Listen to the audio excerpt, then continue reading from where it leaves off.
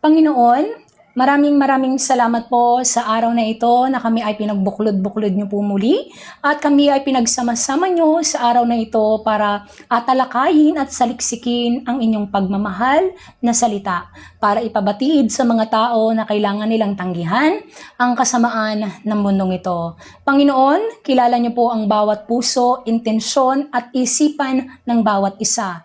Alam niyo po kung ano yung kalugod-lugod sa bawat isa at sa inyo, Panginoon. Kami po ay nagpapasalamat, Panginoon, sa lahat ng nangyayari sa buhay namin. Ito man po ay maganda, ito naman po ay pasakit, o ito man po ay hapdi na nararamdaman namin sa aming mga kaluluwa at puso, Panginoon. Ito ay pinagpapasalamat namin. Ang lungkot na siyang aming nararamdaman ay naramdaman ng aming Panginoong Hesus nung siya ay naghirap at hirap sa masamang mundong ito. Ang katawan ng aming Panginoong Hesus ay nakaramdam ng severe pain nung siya ay nandito sa mundong ito. Pero hindi inisip ng Panginoon yung pain na yon. Ang inisip ng Diyos ay yung future na makakasama niya kami balang araw. Panginoon, ito ay nararamdaman ng bawat isang tunay na mananampalataya mong mga anak. Sila ay nakakaramdam ng lungkot, bighati sa kanilang mga puso't kaluluwa sapagkat iisang katawan lamang po ang aming nararamdaman, Panginoon, at katawan ninyo ito. Dito sa masamang mundong ito, Panginoon, walang tunay na katotohanan. Ang tunay na katotohanan lamang, Panginoon, ay ang inyong salita. Sabi niyo nga po, maglalaho ang mundo at ang kasalukuyang langit ngayon, pero ni isang tuldok, uwit ng inyong salita ay kailanman ay hindi maglalaho. Tunay nga, Panginoon, na sa mundong ito ay hindi kayo tinatanggap. Tunay nga, Panginoon, na sa mundong ito ay hindi kayo kilala. Kasi kung kilala kayo sa mundong ito, Panginoon, kilala ng mga tao ang siyang inyong kalooban. Pero dahil sa kasamaan ng mundong ito, Panginoon, at nare-reveal sa bawat isa, ay tunay na, Panginoon, na dito sa mundong to ay walang mabuti. Maraming salamat, Panginoon, sapagkat kami binigyan niyo ng awa, binigyan niyo kami ng tunay na pagmamahal, at binigyan niyo kami ng tunay na pag-aayos sa aming mga nararapat na kalooban niyo, Panginoon. Kami nagpapasalamat sa inyong pagmamahal, sa inyong awa, para ipabatid sa iba na ang awa at pagmamahal niyo ay panghabang buhay.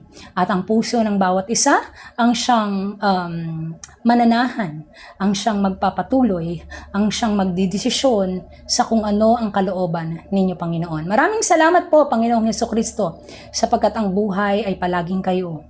Ang pagmamahal ay tunay na kayo, Panginoon. Sa kung ano man po ang maranasan namin sa mundong ito ay pagpapasalamat namin, Panginoon, sapagkat hindi ito about sa kwento namin, kundi about ito sa inyong pagmamahal sa sangkatauhan. Nawa po ay maging successful, Panginoong Hesukristo, ang araw na ito. Gabayan ng bawat isa at panatilihing matatag ang mga mananampalataya niyong anak hanggang sa muli niyong nalalapit na pagbabalik. Maraming salamat po at nawa po ay maging matatag at hipuin niyo pa rin ang puso ng mga taong matigas pa rin sa inyong salita. At tunay nga, Panginoon, ang inyong babala at ang inyong pagmamahal kailanman ay hindi maglalaho. Maraming salamat po. In the name of the Father, the Son, and the Holy Spirit, one living God. Amen. Mga kapatid, tayo po ay magsimula na sa ating talakayan na ating tatalakayin ngayong gabi. Ito po ang topic natin, okay? 1 Peter chapter 2, verse 1 to 10, okay? Yan po ang ating topic ngayon. The living stone and the holy nation. Sino po ang nakakatanda dito nung sinabi ng Panginoong Hesus, nakita mo ba ang batong yan?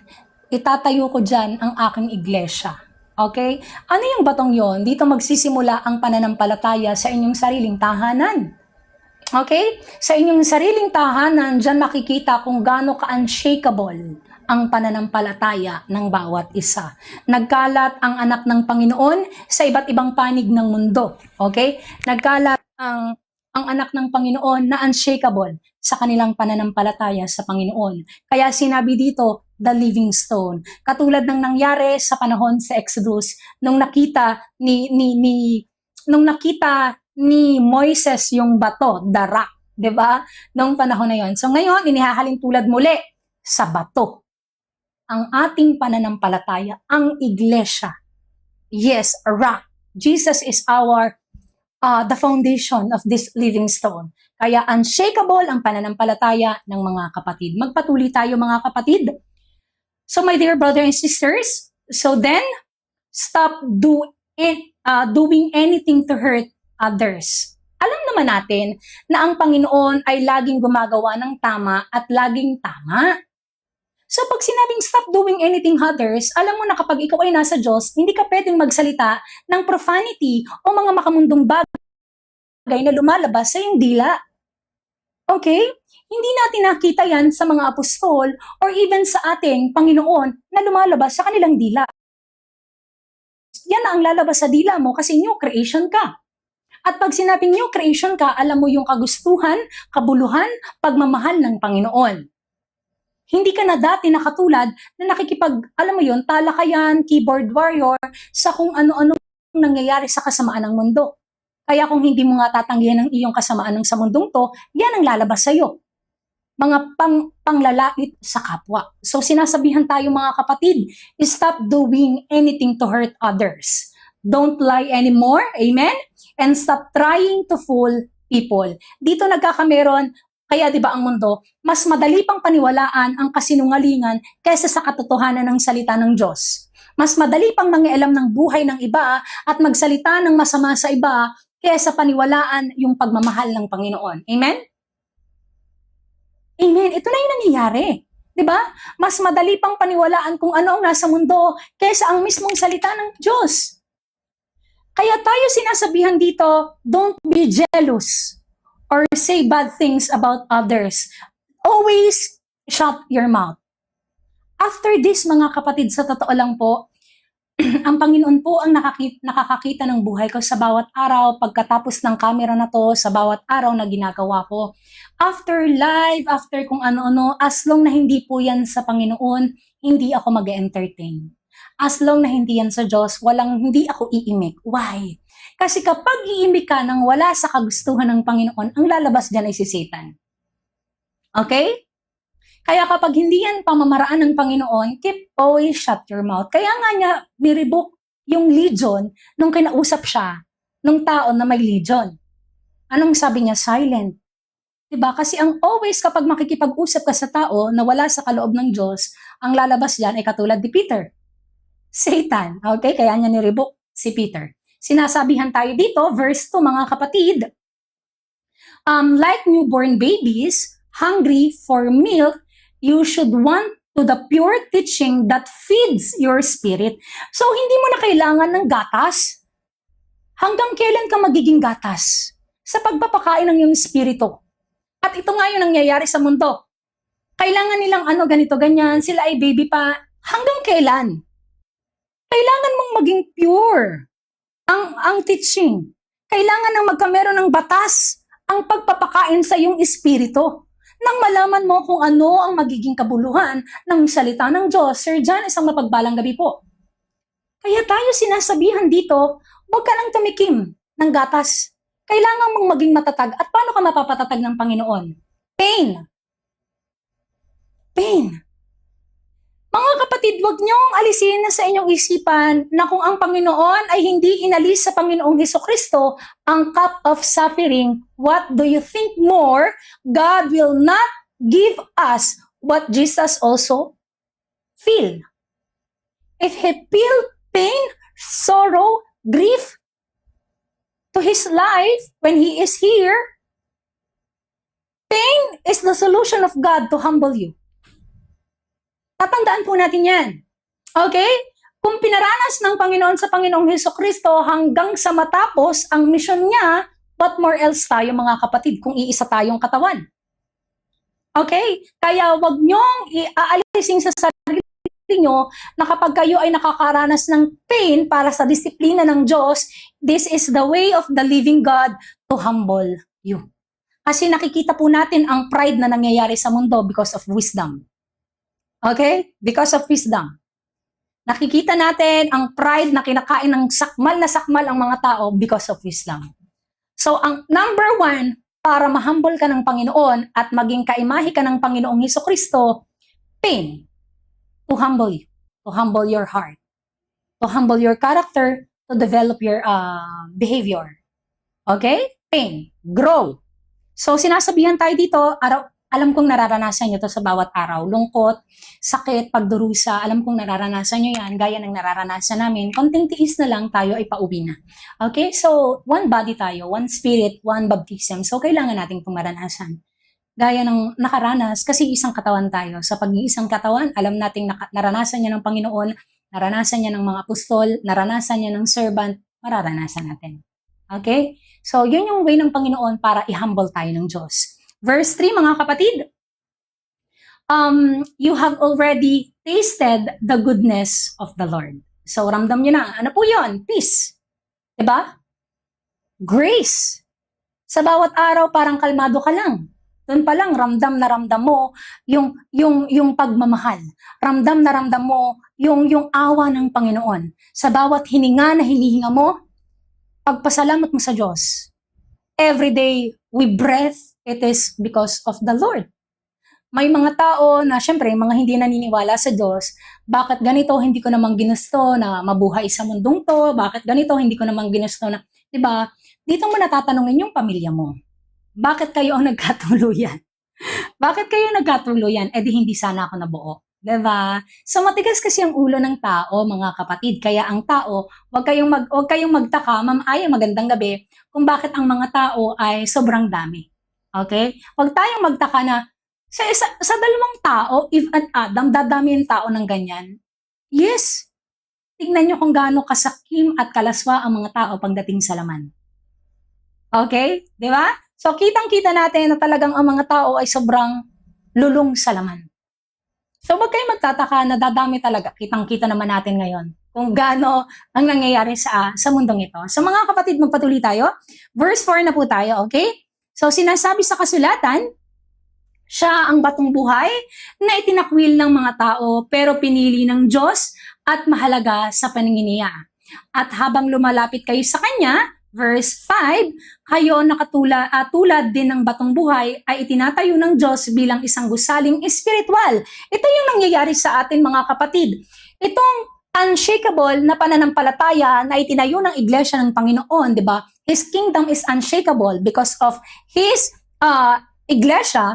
Anong sabi doon? Itong pananampalataya na meron ka ang ngayong inaayawan ng tao sa mundo. Itong pananampalataya ng mundo, ang meron tayo, ang siyang kinasusuklaman ng mga tao. Pero ito ang bato na pinili ng Panginoon para ipamukha sa mga tao kung sino ang tinanggihan nila pagdating sa pananampalataya. Madaling magsabi, mga kapatid, na meron kang pananampalataya, pero pag nagsalita ang salita ng Panginoon sa iyo, hindi mo maipakita ngayon kung ano at saan ang kahulugan ng pananampalataya sa buhay mo.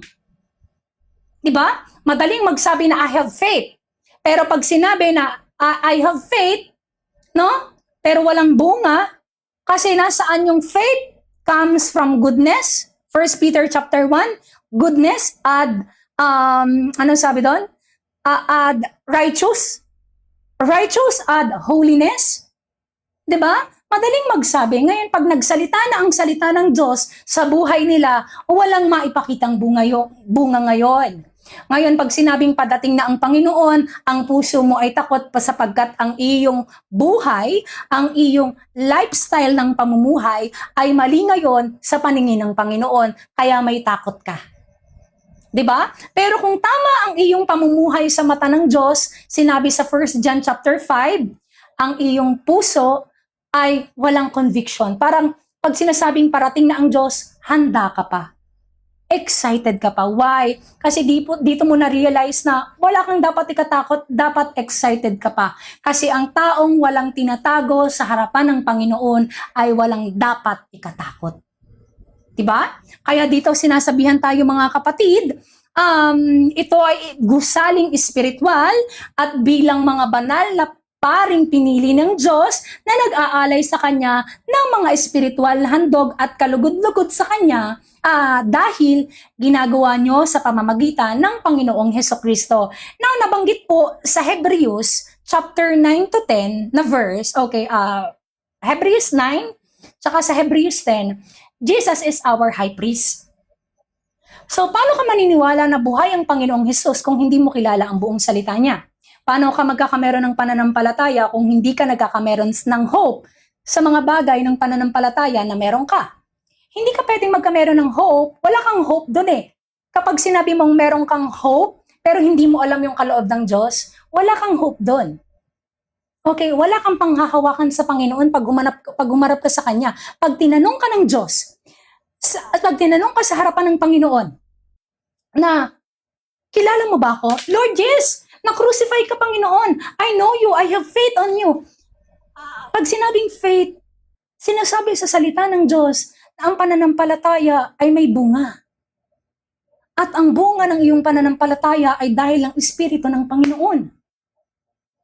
Di ba? So dito ngayon magkakameron ng talo-talo talaga sa bunga. At saka, hindi po pwedeng mag-backslide ang isang tao na nananampalataya sa Panginoon kung siya ay tunay na lang sa Diyos. Okay? Hindi, alisin niyo yung salitang backslide. Kasi ang taong mga nagsasabing backslide, tapos tinanggap ang Panginoon, tapos maliligtas, walang ganun. Kasi ang tunay na may Hesukristo na iglesia ng Panginoon ay never magbabackslide. Okay? Yan ay dahil natikman niya yung taste of goodness of the living God. Okay? So yung mga taong tumalikod, dahil na yan sa kanilang pagnanasa ng laman. So gaya ng ginawa ng Panginoon sa Exodus, in the time of Pharaoh and Moises, di ba? Pinatay ng Panginoon yung naniwala kalaunan at nung bandang huli ay hindi. So ganito pa rin po at nabanggit ito sa Jude chapter 1. So mga kapatid, ang gusto lang ng Panginoon ay tapat. Mahirap. Hindi tayo sinabihan ng Diyos na magiging madali. Kasi nga, aalisin natin yung ayaw ng Diyos eh. Nahihirapan po kami. Sobrang hirap po, hindi siya madali. Kasi yung mga malalapit sa'yo, iniiwan ka talaga. Yung malalapit sa'yo, parang ang tingin sa'yo, weirdo na talaga, di ba? Binanggit din po ito sa 1 Peter. So, hindi siya magiging madali, pero posible. Kaya nga makipot yung daan patungo sa kanya. At sinabi niya, kukuhanin niya sa 4 na sulok, tatawagin niya ang mga anghel, di ba? At kukuhanin niya ang kanyang elect. So ito na yan, patapos na to guys. Wag na kayong bumalik. Nanay Scorpio, isang mapagpalang gabi po. Ma'am Siram, good evening. So wag na kayong bumalik. Patapos na to. Magtiwala na lang kayo. So alam niyo na yung kaloob ng Diyos, alam niyo na yung pagmamahal ng Panginoon, alam niyo na lahat. Naramdaman niyo yung pagmamahal ng Diyos. Yes, there is no impossible.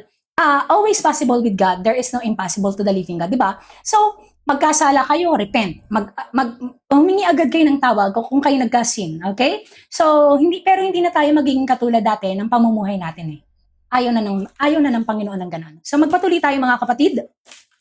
Sinabi dito, verse 6, sapagkat sinabi ng Diyos sa kasulatan, may pinili akong maghahari sa Zion. Tulad niya'y mahalagang bato na ginawa kong pundasyon, ang sumasampalataya sa Kanya ay hindi mapapahiya. So alam natin na ito ay ang ating Panginoong Hesus. Kailangan niya lang marinig ang buong counsel ng Panginoon. So kaya tayo nandito sa bawat araw, di ba? Tayo ay inilagay dito ng Panginoon. Lagi niyong tatandaan. Ang laging pinipili ng Panginoon sa Bible o sa mga tinatawag niya, even noon pa man sa Old Testament, ay yung mahina sa paningin ng tao. Okay? Lagi niyo pong tatandaan yan. Na kapag may tinawag ang Panginoon na kanyang gustong patatagin ng mga tao, ito ay mahina sa paningin ng mga tao. Pero sa kanya, anong nakita ng Diyos? Puso.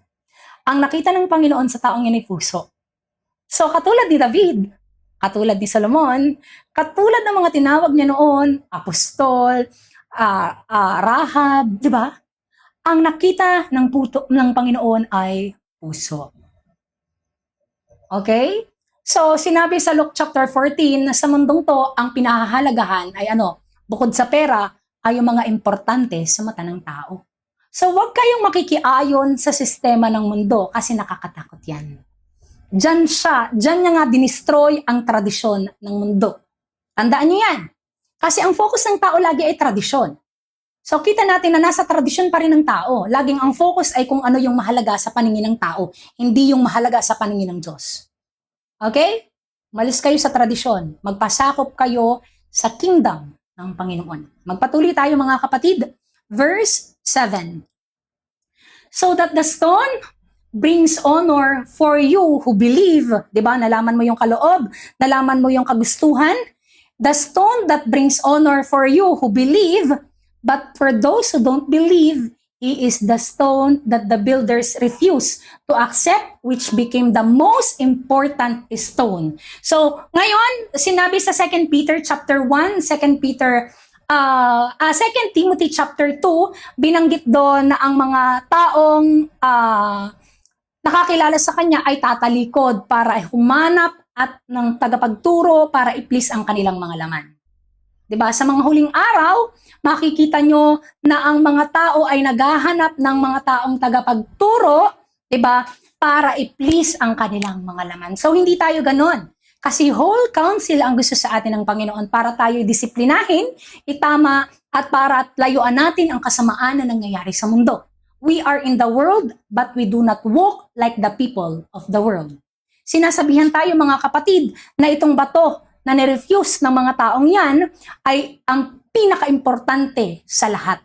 'Di ba? Dahil ayaw niyong tanggapin at makinig sa buong counsel ng Panginoon para itama ang buhay niyo, ito ang pinakamahalagang stone na tinanggihan ng mundo. Kaya kita natin sa Matthew 24, false Christ, false prophet will arise in this generation. Possible, even the elect deceive. Okay? So, kitang-kita natin ngayon kung ano yung nangyayari. Pero sinabihan tayo ng Diyos, who shall endure?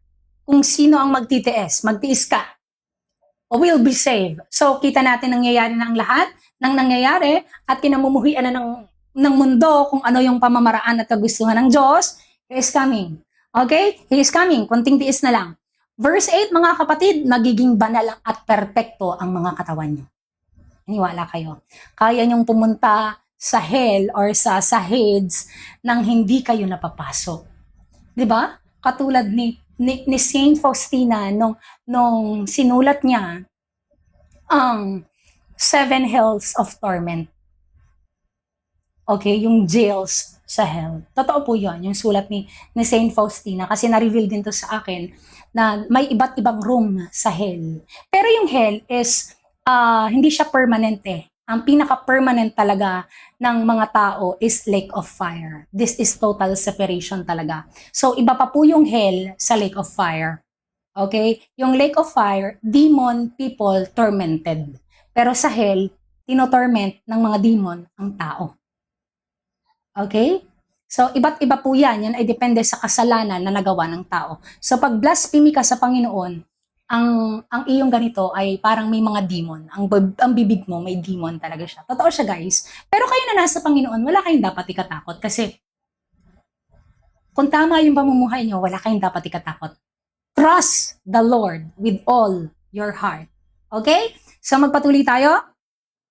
Whoever believe will have eternal life. So, narinig nyo, naniwala kayo, pero yung mga taong hindi na born again, ang gusto lang ay John 3:16, ayaw yung John 3:1:15, paano ka na born again doon?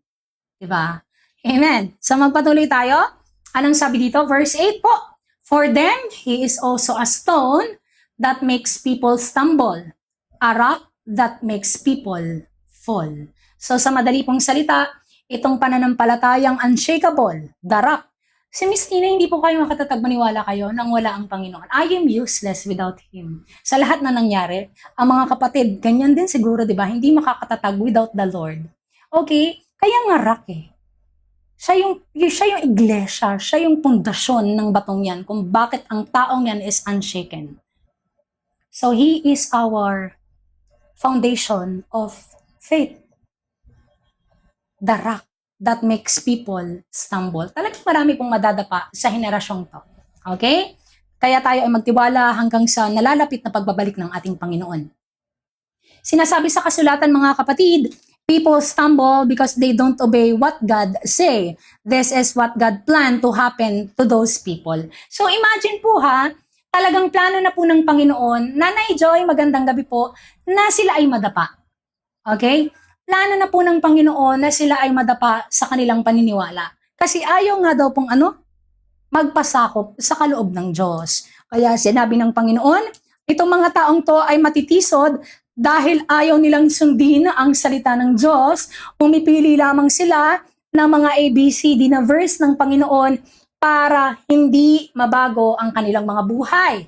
Ganon ang nakatalaga sa kanila, ngunit kayo mga kapatid, mga taong pinili, mga maharlika, okay? Maharlikang pari at mga mamamayan ng Diyos. Okay? Pinili kayo ng Diyos na maging kanyang ipahayag upang maipahayag ninyo ang kahanga-hanga niyang mga gawa. Siya ang tumawag sa inyo mula sa kadiliman tungo sa kahanga-hanga niyang kaliwanagan. So, ibig sabihin mga kapatid, lahat po ng tao ay magpapatuloy. Lahat ng tao ay magtatrabaho. So, hindi tayo magiging pabigat sa isa't isa, pero magtutulungan ng isa't isa. Okay? Ibig kong sabihin, focus on your works from the Lord. Hindi ka magpo-focus sa mga nangyayari sa mundo. Trabaho lang tayo ng trabaho sa Panginoon. Share lang tayo ng share ng kaloob at kagustuhan ng Diyos sa bawat araw para ipabatid ang pagmamahal, awa at sakripisyo ng Panginoon sa lahat ng tao at ang bawat isa ang siyang tatanggap sa kanilang mga puso. Okay? Mag-temptation ba ang Lord sa mga pinili niya? First, James chapter 1, never po nanggaling sa Panginoon ang temptation. Ang pagsubok sa buhay, ginagamit ng Diyos. Pero ang temptasyon, sinabi doon, hindi po kailanman nagbigay ang Panginoon ng temptation. Ikaw ay na-tempt dahil sa iyong pagnanasa sa iyong laman. Okay? Sinabi sa James chapter 1, walang tao ang pwedeng magsabi na siya ay tinukso ng Panginoon. Because evil cannot tempt God. Okay? So, ang pagsubok sa buhay ay ginagamit ng ating Panginoon, pero ang tukso ay hindi po manggagaling sa Diyos. Yan ay kaya ka natukso dahil sa iyong pagnanasa. Sinabi yan doon guys, hindi ako nagsasabi doon. James chapter 1, dahil sa iyong pagnanasa ng iyong laman. Okay? So, focus on His word, on His will be done. Kasi matutokso ka talaga na matutokso kapag ang iyong mata ay nakatingin sa mga mundo. Because eye is the window of your soul. Okay? Amen. So, sinasabihan tayo mga kapatid. Verse ano na po tayo? Verse 10. Dati, hindi kayo mga taong sakop ng Diyos. Totoo po ito. Hindi natin kilala ang kaloob ng Panginoon. Tayo ay namumuhay ng ating kagustuhan sa ating mga laman. Pero ngayon, mga sakop na niya kayo. Noon, hindi kayo kinaawaan ng Diyos. Pero ngayon, kinaawaan na niya kayo. Amen. Hindi natin dati alam ang kagustuhan niya. Hindi natin alam dati ang ayaw at gusto ng Panginoon. Tayo ay lumalakad sa mga katulad ng mga taong lumalakad pa rin ngayon. The son of disobedience. Diba? Ngayon, dahil tayo ay kinaawaan ng Panginoon, mga kapatid, tayo ay sakop niya ngayon. Tayo ay binigyan ng awa. Binigyan tayo ngayon ng mercy ng Diyos. Okay? So kung tayo ay binigyan ng mercy ng Panginoon, mga kapatid, alam nyo na ang mercy ng Panginoon ay talagang mercy. So pag alam nyo kayo binigyan na ng mercy ng Panginoon, babalik pa ba kayo sa mga dati nyong pagnanasa at ugali? Diba? Parang ang sakit namang isipin no, na binigyan ka na ng liwanag ng Panginoon, pero dahil hindi mo matiis yung nangyayari sa mundo, ayaw mong tumanggap ng pain, bumalik ka pa rin sa dati mo. 'Di ba? Iniisip mo na magtatagal pa to. Eh sinabi ng Panginoon ng pagbabalik niya ay tulad ng 10 virgin na babae. Ang 5 ay handa, ang 5 ay hindi. So wag kayong magpakampante, mga kapatid, sa inyong sarili. Okay? Wag kayong magpapakampante na siguro 1 year from now pa siguro darating yung Panginoon. Siguro mga 2 years pa yan kasi ganito pa naman eh, hindi pa naman eh. Eh, pag yan ang naiisip mo, hindi yan sa Diyos. Kasi sinabi nga sa 1 Thessalonians chapter 5, kapag sinabi na ng mga tao na meron silang peace at meron safe sila, then the destruction will come.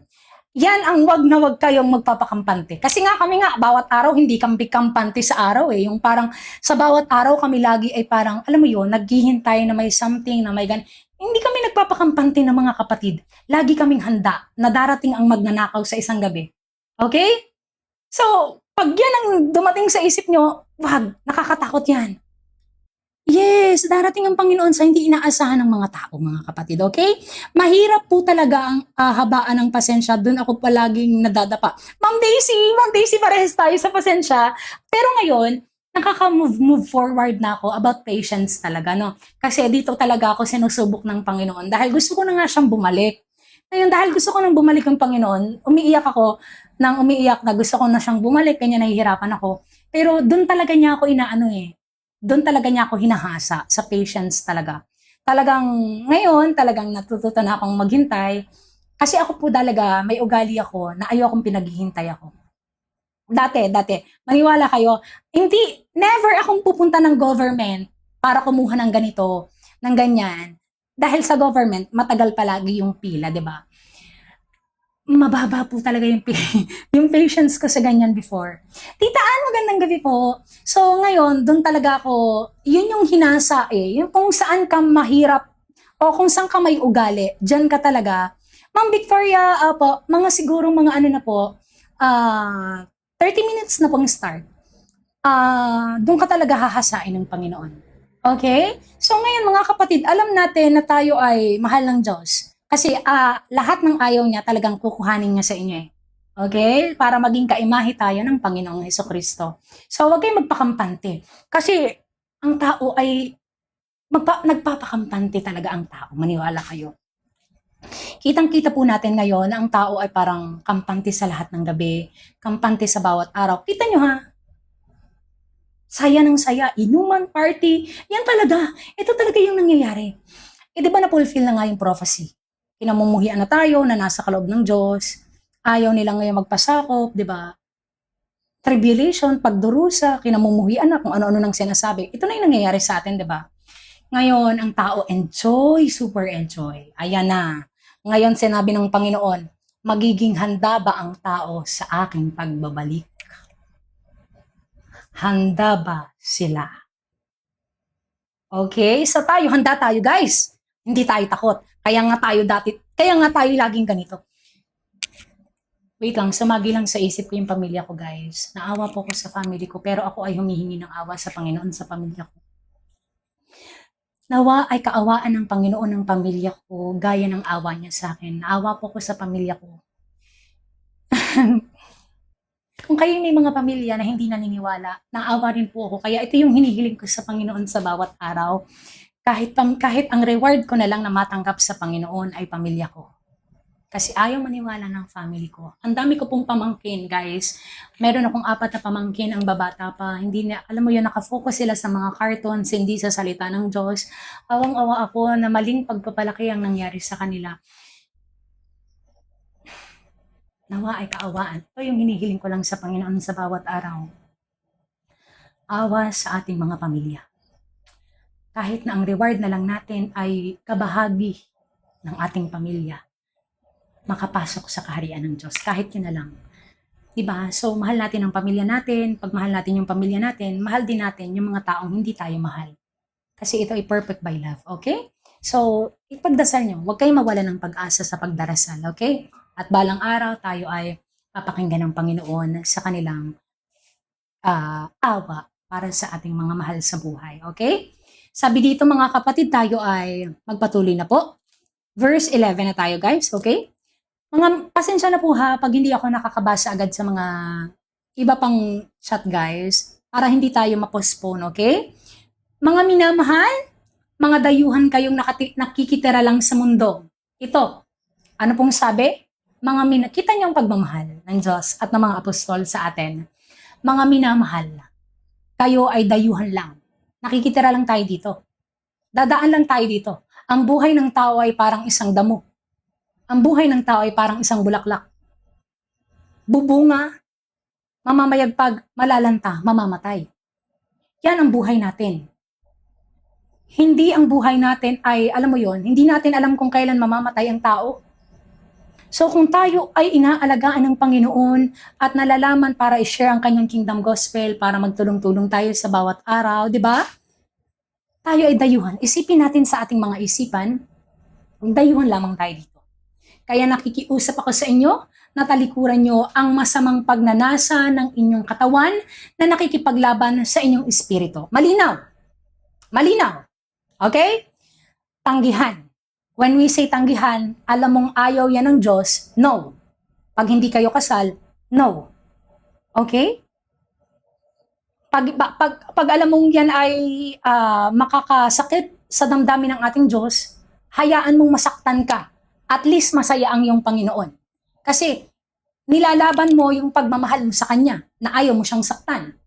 Kaysa sasaktan mo siya dahil sa pagnanasa ng iyong mga laman. Ngayon, dahil tayo ay may espiritu ng ating Panginoon, tatanggihan ngayon natin ang pagnanasa na nangyayari ngayon sa son of disobedience. Ephesians chapter 2 verse 1 to 3. Diba? The rest of the son of disobedience na nangyayari sa mundo ngayon. Ang mga taong ayaw sa kaloob magpasakop sa kanyang salita. Mga naniniwala sa kanyang salita pero walang pagbabago. Okay? So sinasabihan tayo dito, yan ay nakikipaglaban sa ating espiritu mga kapatid. Sa lahat ng oras, ipakita nyo sa mga taong hindi kumikilala sa Diyos ang matuwid nyong pamumuhay. Kita nyo, matuwid. Ha? Kaya ang mga taong hindi naniniwala, ang mga atheist, agnostic, never ever maniniwala, Ma'am Maricel, magandang gabi, sa Panginoon dahil the way kang mag-comment. Ganito yung mangyayari. Example na to ha. Ito na pa pinaka-example dyan. May bio ka. Nakabayo ka sa Facebook. Kung saang social media. Magko-comment ka ng kalaswaan, kabastusan o mga pagmumura sa social media. Titingnan ng mga tao ngayon ang iyong profile. Pagtingin ngayon ng taong iyong profile, may nakabayo ka. For God so Isaiah verse 21, chapter 9. Jeremiah chapter 1, verse 75. Yung mga ganon. Ngayon, babalik sa yung comment. Nakakahiya ka. Nagaganyan ka pang mga Diyos mo, tapos ganyan, wala kang, diba? So, hindi talaga yung paniniwalaan ng mga taong hindi naniniwala sa Diyos. Kaya tayo ay binabalaan mga kapatid. Tingnan niyo ang sabi ng Panginoon, okay? Sa lahat ng oras, ipakita nyo sa mga taong hindi kumikilala. Ang dami pong hindi kumikilala sa Diyos ngayon, sa ating Panginoon, kung paano ang matuwid yung pamumuhay. So kayo ay bumabangon, kayo ay kumakain ang laging oras, bawat ganito, Panginoon, Panginoon, hindi makamundo. Kasi once na nag-post ka ng isang bagay na, alam mo yon, makamundong bagay, ang mangyayari dyan, hindi ka paniniwalaan ng taong yan. Hindi na, may Diyos ba talaga to? Hindi sila, may Diyos ba talaga? Kaya kita mo ang tao, ang daming agnostic, atheist na, di ba, walang pinaniniwala ang Diyos. Kasi nga ang buhay, number one, mga kapatid, number one, na kailangang makita sa inyo ay pamumuhay na may pagbabago. Okay? So sinasabihan tayo, kahit pinararatangan nila kayo ngayon ng masama, sa bandang huli ay makikita nila ang mga kabutihang ginagawa nyo, luluwalhatiin nila ang Diyos sa araw ng pagdating niya. So, patience ang Panginoon. Kita niyo yung awa niya. Diba? Pagsalitaan kayo ng masama, gawan kayo ng masama, kung ano-anong salita ang gawan sa inyo, as long na kayo ay hindi lumalaban o pumapatol, makita nila ang inyong pamumuhay, darating yung Panginoon, baka mapihit ng Panginoon ang puso ng taong yan, at bago siya dumating, maligtas pa yan. Okay? Kaya nga love. So take the pain. So kung sinasabi ng Panginoon na hindi mo kasi kayang, wag kang makikipagdebate. Number one, wag kang papasok sa debate. Kasi alam mo na ang mga taong nasa parte ng mga, alam mo yung ganyan, ay ang gusto lagi ay mga debate. Pero hindi nababago yung buhay. Okay? So wag kang papasok pagdating sa ganyang usapin. Kasi hindi, yan ay meaningless sa Panginoon. Mamuhay ka ng tama, i-share mo yung kagustuhan ng Diyos. Okay? So, pinaka number one na makikita sa iyo ay bunga. Kailangan may bunga. Okay? So, ngayon, anong sabi dito? Magpatuloy tayo. Verse 13, mga kapatid, live for God. Okay? Sorry. Obey everything human authority. Anong sabi dito? Be willing to serve the people who have authority in this world. So tayo yun, di ba? Ang pagtuturo ni Miss Tinay ay authority ito. Maniwala man kayo sa hindi, darating tayo balang araw. Kaya gano'n na lang po ako katatag kasi alam nyo na ang bawat araw na ginagawa natin ay authority para sa Panginoon. Okay? Do this for the Lord. Obey the King, the highest authority, our Lord Jesus Christ. Kasi salita niya to. 14, and obey the leaders who are sent by the King.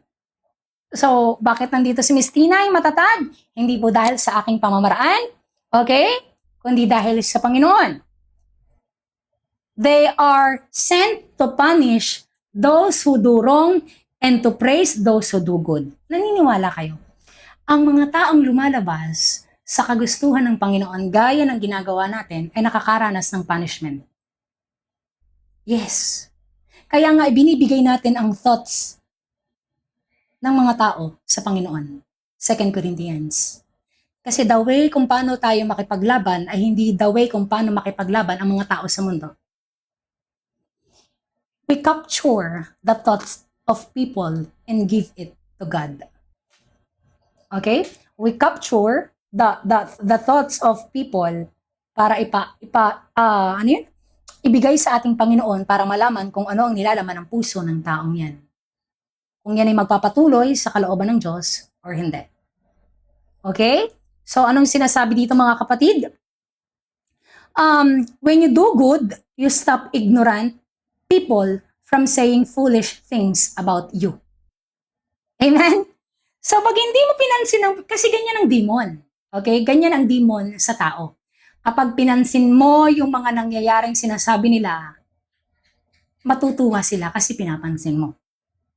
Pero pag inignore mo ang ginagawa nila, di ba? When you do good, you stop ignorant from people. Ngayon parang mapapagod sila. Nagawin ka ng ganyan, na-ibash ka ng ibash, mapapagod na sila.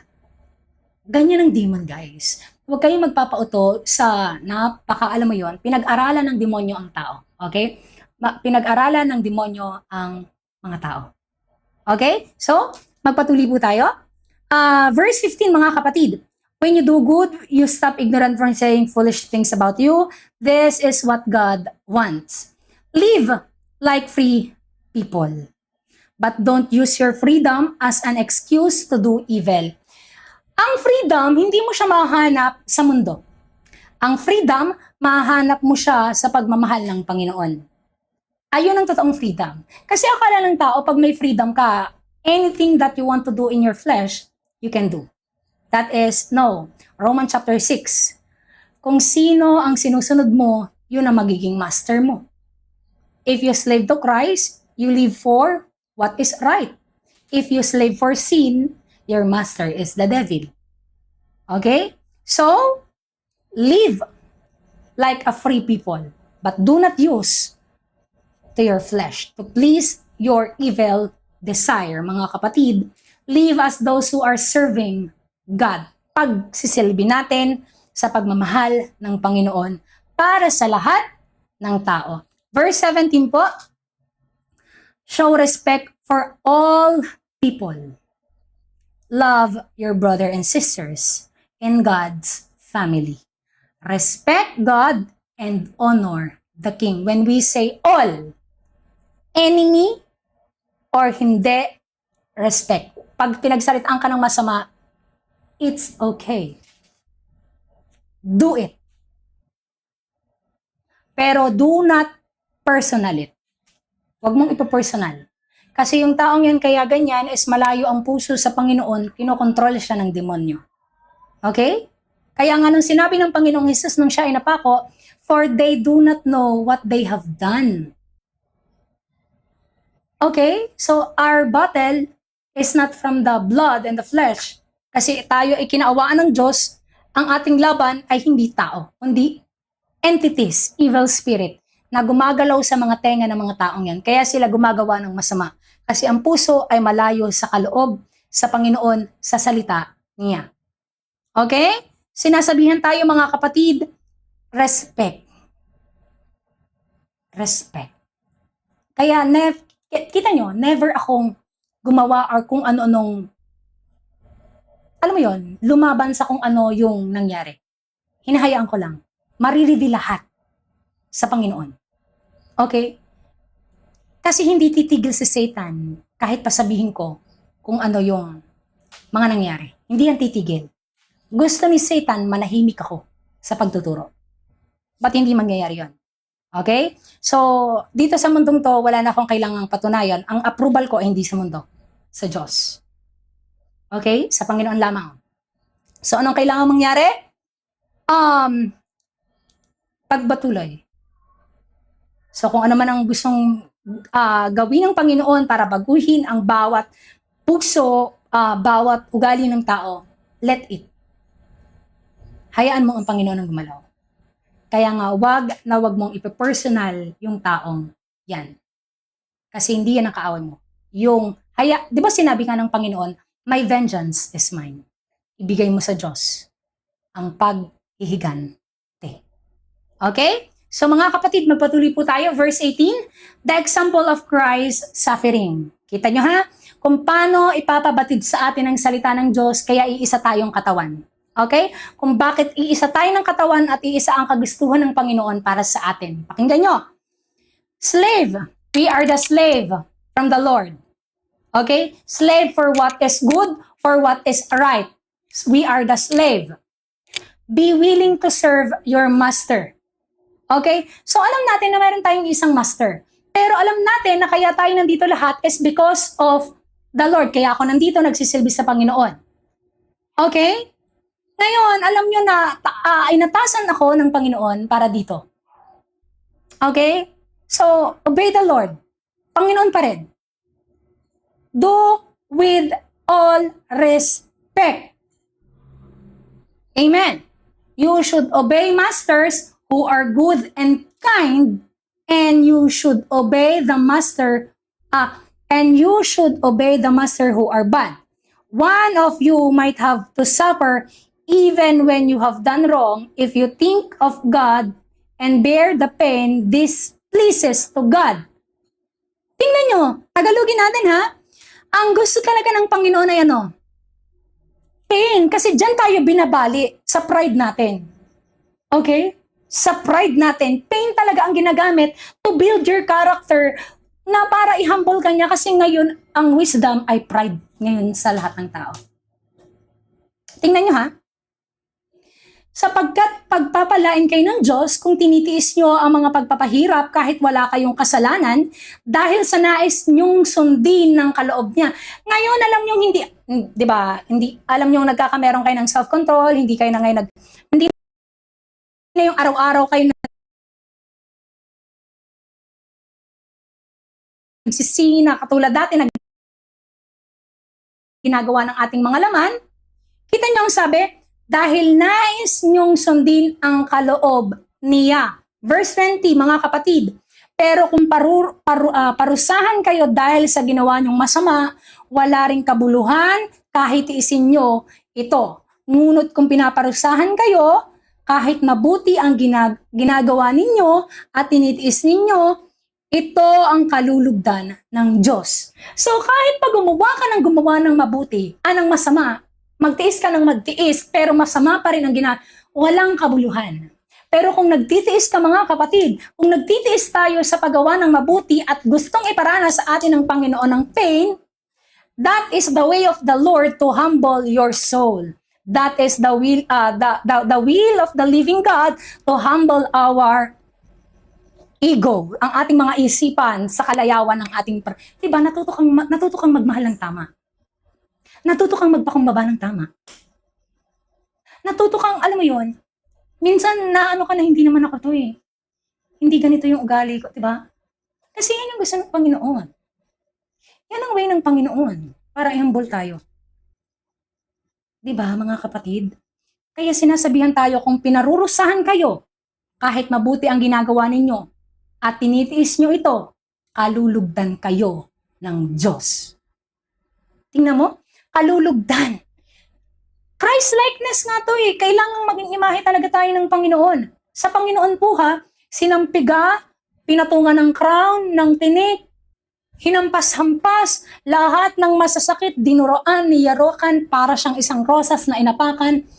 Pero maniwala po kayo sa hindi, wala pong sumagi sa isipan ng Panginoon na masama. Sinabi yan ni Paul. Ni pag-iisip sa kapwa, hindi sumagi sa Panginoon ng masama. Pero tayo, nasaktan lang tayo ng konting ganito, ang pag-iisip na natin ng masama sa kapwa natin ay sobra-sobra. Di ba? Mga kapatid, ito na sinasabi ng Diyos, kung kayo ay pinarurusahan ng Panginoon dahil sa mabuti niyong gawa, take it. Kasi kalulugdan niya ng Diyos. Kasi gusto niya maging kaimahe kayo. Ang hirap, di ba? Ito na yun, di ba? Ang hirap mong, kasi namulat tayo sa isang sinful, makasalanang tao.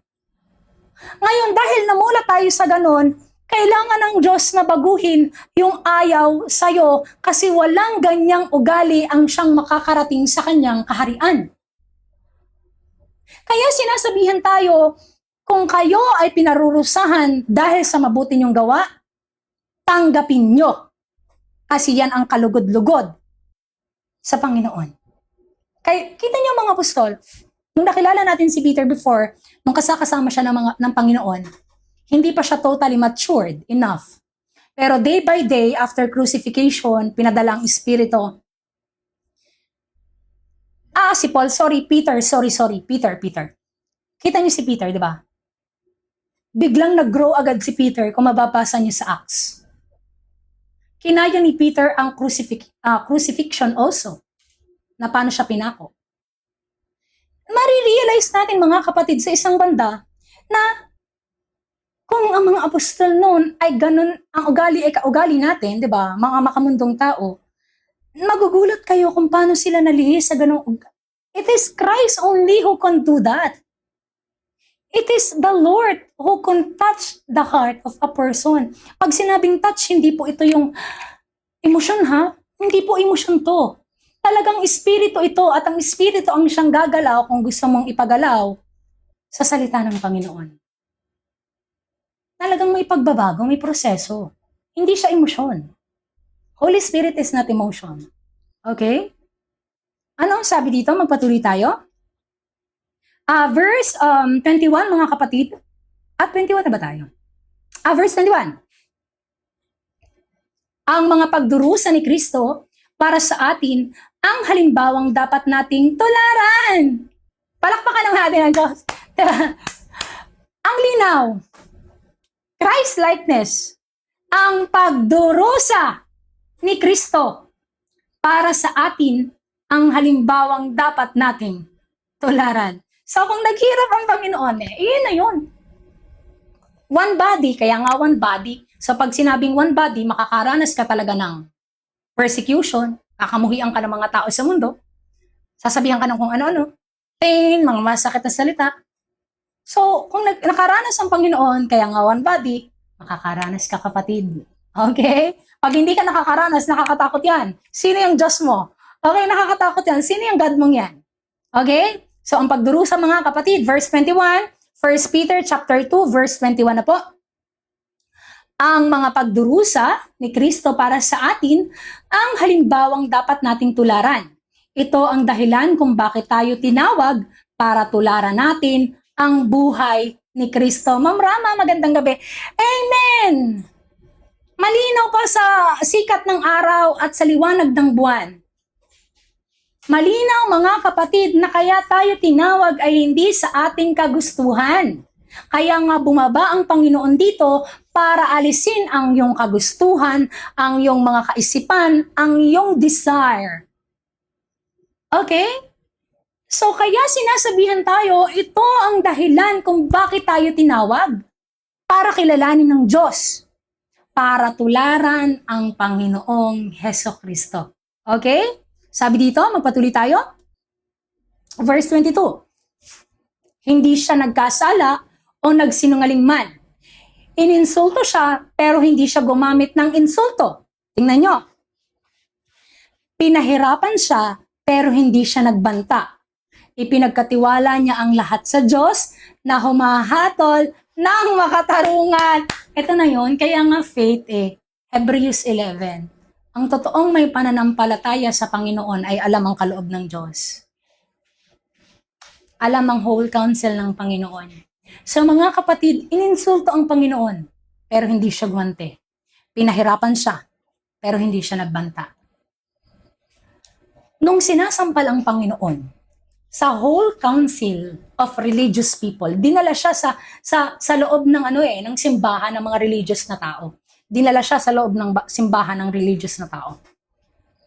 Tinanong siya, Jesus, di ba? Yeshua, are you the Son of God? Jesus answered, you will see the Son of Man in the clouds and you will be mourned. Iiyak ang lahat ng tao. Sinampiga siya. Dinuraan, pinagsusuntok. Wala siyang ginawa. Nakatingin lang siya sa lahat ng tao. Wait lang, naiiyak ako. Diba? Ganun kamahal ng Panginoon ng tao kasi hindi siya pwedeng magkasala kasi siya lang ang way. Iniyakan ko rin to eh. Iniyakan ko to. Lalo na nung binabasa ko. Yung luha ko mga kapatid, grabe. Nasabi ko, deserve ko ba yung awa ng Panginoon sa ganitong pagmamahal? Parang hindi ko kayang tanggapin yung awa niya. Nakakahiyang lumapit. Ang dumi-dumi ko. Ang dungis-dungis ko. Ininsulto ang ating Panginoon. Pero hindi siya gumante. Kaya, di ba, the way kung paano ko ino-insulto, kita nyo, hindi ako lumalaban. Hinahayaan kong masaktan ako. Para ihambol ako. Hinahayaan akong siraan ako kasi nga, kanya lahat ng vengeance. Hindi akin. Hinahayaan ko kasi walang sekretong hindi marireveal. Kaya mo ginawa yan kasi ayaw mo sa kaloob ng Diyos. Hinahayaan ko. Never akong nag-defend. Let it be done by your will, Lord. Amen? Kaya sinasabihan tayo, ipinagkatiwala niya sa Diyos ang lahat. So pag sinabing ipinagkatiwala, ano pa po tayo mga kapatid? Yun yung way natin, diba? Tularan ang Panginoong Hesukristo. Will. His will be done. Ngayon, ipinagkatiwala niya ang lahat sa Diyos na humahatol ng makatarungan. Verse 24 mga kapatid. Si Kristo ang umako sa mga kasalanan nating naipako sa krus para iwanan natin ang mga buhay na makasalanan at mamuhay ng matuwid. So sa madaling salita, dati tayong katulad ng mga taong lumalakad sa mundong yan. Disobedience. Ngayon, dahil tayo ay tinawag ng Panginoon, sinasabihan tayo na iwanan yung dati nating ugali, dati nating pamumuhay, dati nating desire. Kaya tayo sinasabihan na yung pako o yung bawat pako talaga guys, yung bawat pukpok sa kamay niya, bawat pukpok. Imagine ha, paa, gaano kalaki yung buto sa paa? Dalawa, ha? Pinagsama pa yun. Sa laki ng pako na ipinako sa kanya, na wala nang dugong lumabas. Wala na pong dugong lumabas sa kanya. Ang lumabas na po ay tubig. Sa sobrang ubos na yung dugo niya, sa sobrang wala nang mailabas na dugo, di ba, tinusok siya, tubig na nga ang lumabas. Why? Guys, mga kapatid, doon pa lang po sa paghampas-hampas sa Panginoon, nung may napanood akong documentary, ang isa pong balikat ni Jesus ay basag. Habang daladala niya ang cross, basag po ang isa niyang balikat at laylay. At ang paghampas po sa kanya noon, alam mo yung hampas na parang, yung may mga, ang pinakamasakit kasing pinanghampas sa kanya, yung may pako. Siyempre, pag inihampas, maniwala po kayo, even mga criminal that time, na nakasaksi sa nangyari sa Panginoong Hesus, sila mismo nagsasabi, even the criminal person hindi deserve ang ganong mangyayari. Eh kung ang kriminal ng tao, pag ginanon ay hindi deserve, ano pa ang Panginoon? Diba? Kung ang kriminal na tao, pag ginanon ay hindi deserve yung ginawa, ano pa ang Panginoong walang kasalanan? Diba? Yes, yung bigat pa ng cross. Ngayon, lumapit sa kanya si Mother Mary. Habang daladala niya mga kapatid, tingnan niyo ang pinababatid sa atin ha. Pagtitiis talaga to mga kapatid. Talagang pagtanggi sa ugali mo. Talagang aalisin ng Diyos ang lahat ng ayaw niya sa ugali mo talaga, sa pamumuhay mo. Kasi gusto niyang magtiis ka para sa proseso na gusto niyang i-build sa bawat isa. Tingnan niyo ha. Nang tinawag ng Panginoon, di ba, natumba siya. Hawak yung cross, di ba, habang naglalakad. Doon lumapit si Mother Mary. Ngayon, nag-flashback kay Mother Mary, yung nangyari, yung pagpapalaki niya sa Panginoon, ganyan-ganyan. Pero ang tawag niya kay Mother Mary is women. Women, behold, I will make new things again. Ang lahat ng aking ginawa ay papaguhin kong muli. Kita niyo kung gaano kamahal ng Panginoon ang tao. Kaya mga kapatid, kung tayo ay nakakaranas ng alam mo yon, ng minsan itong iniisip ko Kunwari, may pumasok na sa isipan ko na nahihirapan ako. Minsan papasok dyan yung isa pa na thoughts na isipin mo yung hirap ng Panginoon. Biglang, mabubuhayan ako na, okay, sorry po Panginoon, patawarin niyo ako. Para kasing nagrereklamo ako 'di ba? Para kasing nagrereklamo ako. John 3:16, after John 3:16, ano po yung sinabi sa John chapter 3, 1:15? 'Di ba? After, wag kang tumalon sa John 3:16. Kasi may sinabi sa John 3:1:15. Anong kailangan mo munang nangyari bago ka maniwala sa kanya? Kung kilala mo siya. Kung kilala mo siya. Kasi hindi mo siya makikilala kung hindi mo kilala ang buong kaloob niya. Diba? After John 3:16, bago ka maniwala, ano ang sinabi sa John 3:15? Pag tinanong ka ng Panginoon. Diba? Hindi mo alam. Seek ye His kingdom first. This is a whole counsel of the living God. Mahal niya ang tao at didisiplinahin niya ang mga anak na gusto niyang disiplinahin. Hebrews chapter 12, kasi kung hindi ka nakaka-receive ng disiplina, hindi ka anak ng Diyos. Okay?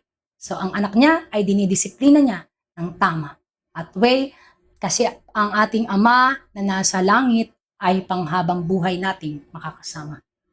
Amen? Sa mga kapatid, tayo ay sinasabihan na ang lahat ng yun ay tiniis ng Diyos.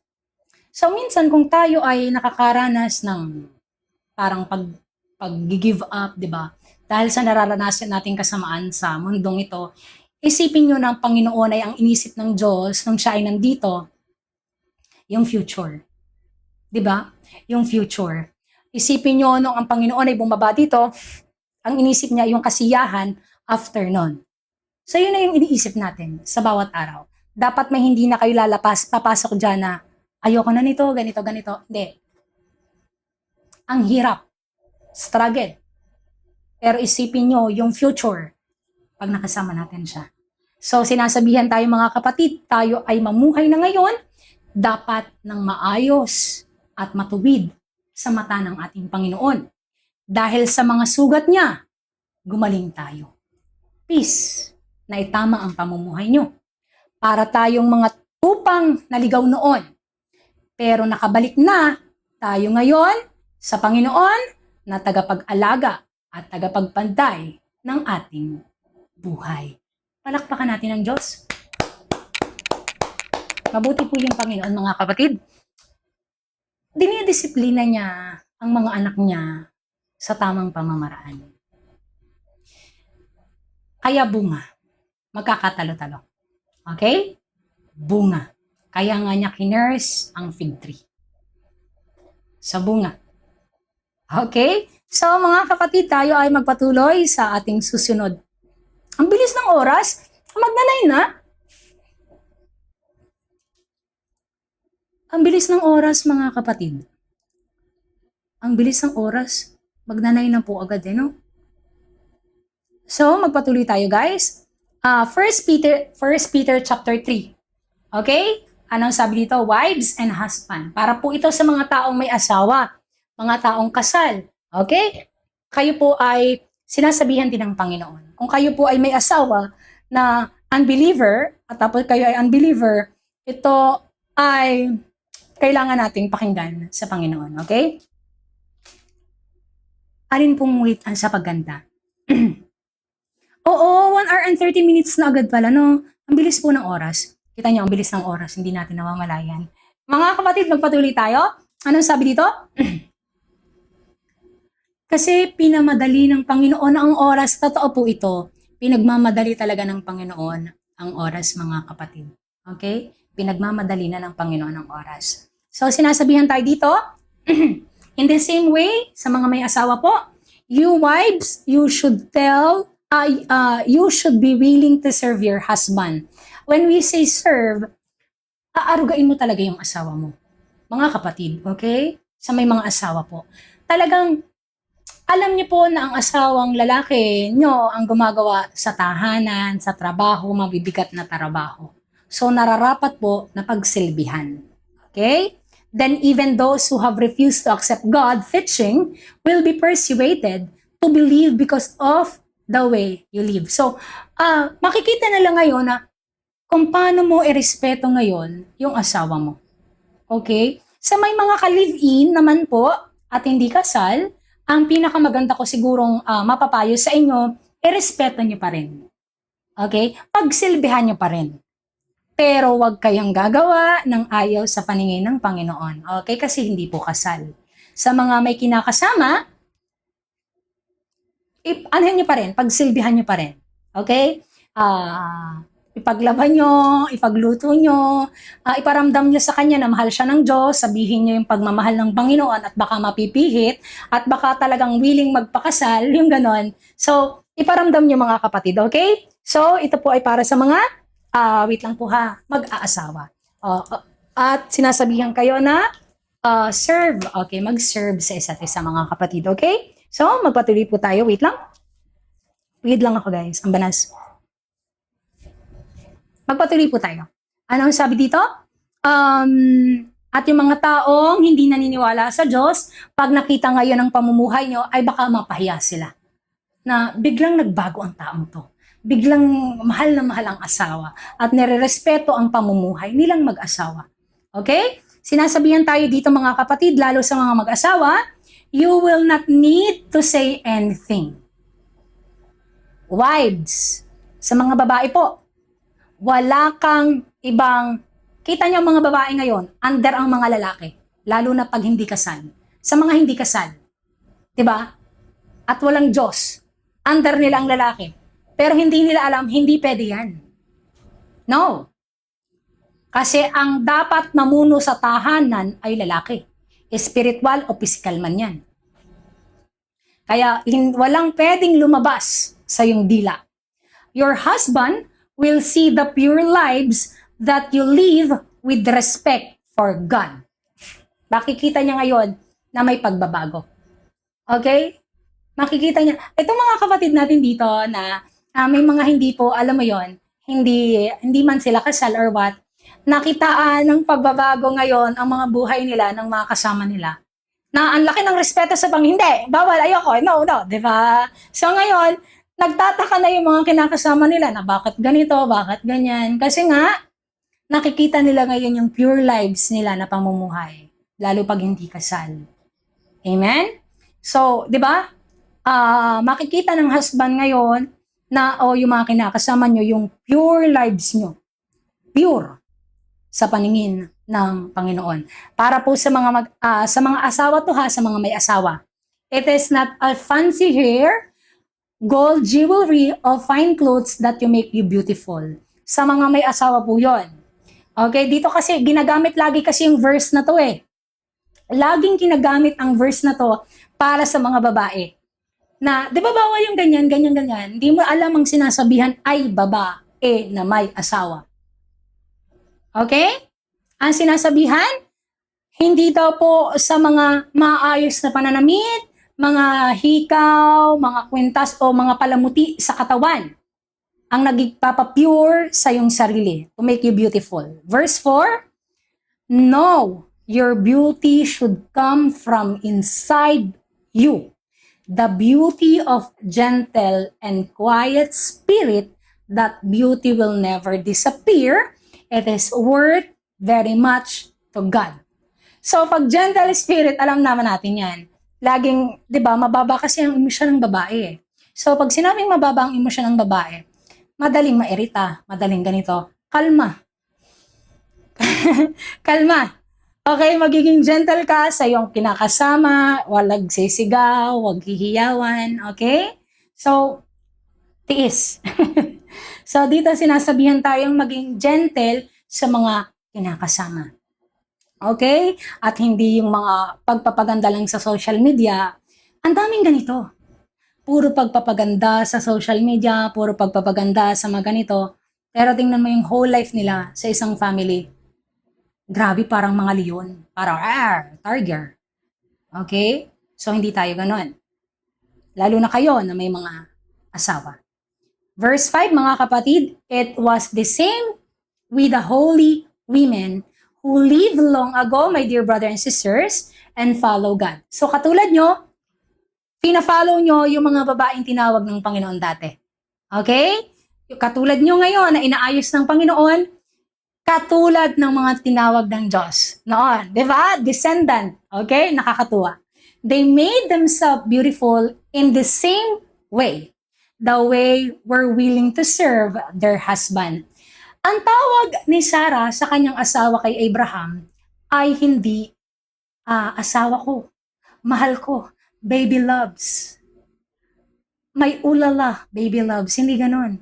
May sugar pie. No. May baby bear. No. Ano ang tawag ni Sarah kay Abraham? Master. Amen? Master. Correct me if I am wrong, guys. Kung tama ako. Correct me if I am. Master ba? Master daw. Master. Diba? So, sinong babae ang magsasabi sa kanyang asawa ngayon na ang tawag ay master? Diba, parang wala. Parang walang babae magsasabi sa kanyang asawa ngayon na, Master, I will say. Diba? So ngayon, kung anong tawagan nyo, mahal or asawa, diba? Okay na yan, respect each other. Pero kayo ay katulad ng kayo may mga asawa. Okay? Kaya ang hirap ng may asawa, guys, kasi nga ganito, hindi nyo alam, kayo'y dalawang tao, pero dapat iisa kayong gagalaw. One spirit kasi kayo eh. Oo, boss, di ba? Minsan, boss, ganyan, di ba? Kaya alam mo yun, akala ng tao ang pagpapakasal po ay madali. Hindi po madali ang pagpapakasal. Kasi ito ay salvation marriage. And when we say salvation marriage, kaya ka nagpakasal kasi gusto mong makatakas sa kalayawan ng laman mo para hindi ka mahatulan ng guilty. Di ba? Nag-asawa ka. Eh, ang pag-aasawa ngayon parang ninonormalize na ng mundo eh. Di ba? Yung parang sa panahon ni Noah, na normalize yung pagpapakasal. Yes, one body na. Hello, Ma'am Ray. Magandang gabi po. Ang nangyari kasi sa pag-aasawa ngayon, parang pag gusto nilang mag-asawa, yung gano'n, yung parang, ang tanda ko na mag-asawa na kaya. Yung parang, mas na maisipan mong matanda ka na, parang kailangan mong mag-asawa, hindi mo na alam na sagrado ang pag-aasawa. Diba? Ito ay usapang espiritual. Ang pag-aasawa ay usapang espiritual. So, talagang merong kailang batas. Okay? So, sinasabihan tayo dito mga kapatid. Ano sabi dito? Verse, ano na po tayo? Verse 6. I am talking about women like Sarah. Ito na nga yan, like Sarah. She obeyed Abraham, and you women are true children of Sarah if you always do what is right and are not. Amen. So, kayong mga babaeng may kinakasamang asawa o may kinakasamang, alam mo yon na hindi asawa, alam nyo yung tama. At pag sinabing alam nyo yung tama, okay, alam nyo yung kaloob ng ating Panginoon. Okay? Ano ang sabi dito? She obeyed. Pag sinabing she obeyed, alam ng asawa mong maraming tukso ang mundo, huwag ka magsusuot niyan. Okay? Hindi yung parang isa kang leon na parang galit. Ay, naglalag na po ako. Naglalag na po ako or hindi naman? Baka po, Ma'am Bricky, baka lang sa'yo, baka sa akin. Sa akin po ba? Hindi naman po pala. Oo. So, Ma'am Bricky, ano lang po kayo, refresh nyo lang po uli yung live. Out kayo sa live, tapos refresh nyo ulit. Baka bumalik po. Ganyan yung ginagawa ko minsan pag nasa live po ako ng mga kapatid. Okay? So, magpatuloy tayo. Mga kapatid, sinabi dito, do this so you should show them, sorry. Verse 7, in the same way, you husband should live with your wives is in understanding way. Amen! Lalo na sa mga lalaki dito na may asawa, mga tatay, tito, o kuya natin dyan na may asawa. Mga kapatid, alam nyo na bababa ang emosyon ng babae. Madaling maganito, madaling mairita. Uunawa ka. Okay? Uunawa ka. Lagi mong uunawain the way kung paano tayo inunawa ng Panginoon. Since they are weaker than you. Amen? Weaker. You should show them respect because God gives them the same blessing He gives you, the grace of true life.